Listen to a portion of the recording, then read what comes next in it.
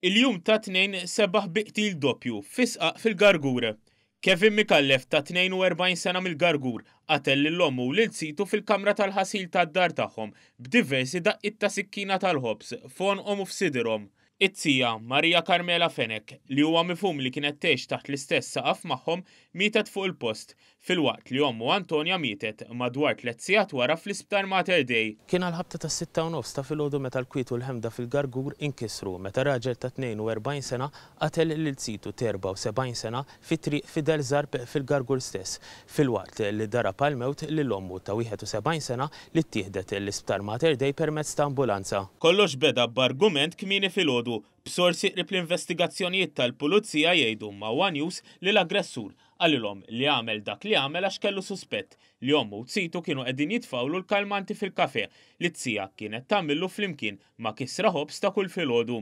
Sorsi qrib One News qalu li l-aggressur ta' ruħu bideħ lill-pulizija waqt li kien għadu miksi kollu dem ta' ommu u tsitu.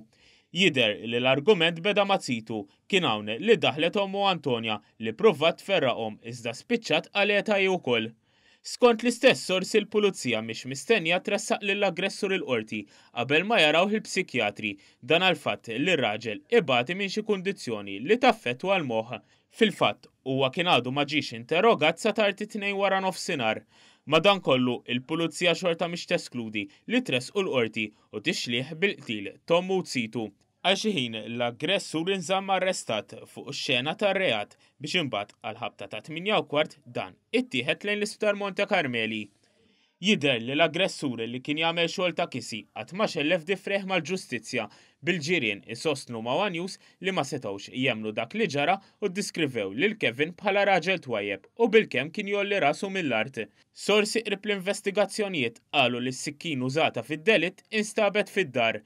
Mal-wasla tagħha fuq il-post, il-pulizija sabu xena makabra b'waħda mill-anzjani mejta fil-kamra tal-bejt u l-oħra fit-tarf li titlef ħajjita f'għadira kbira tad-demm.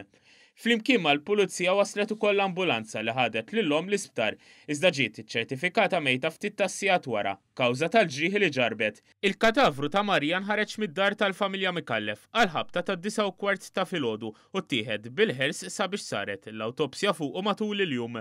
Imkejjen qrib l-investigazzjonijiet qalu li tul il-jum l-investigaturi kellmu bosta qraba u ġirien biex jifhmu aħjar seta' ġara.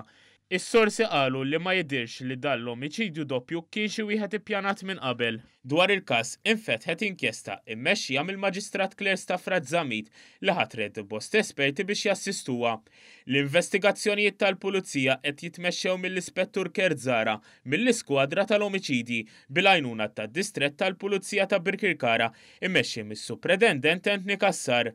Dan kien it-tielet omiċidju tas-sena filwaqt li l-aħħar omiċidju doppju seħħ f'Novembru tas-sena l-oħra meta nqatlu Lino Manġon u Raymond Grima f'Ħattart.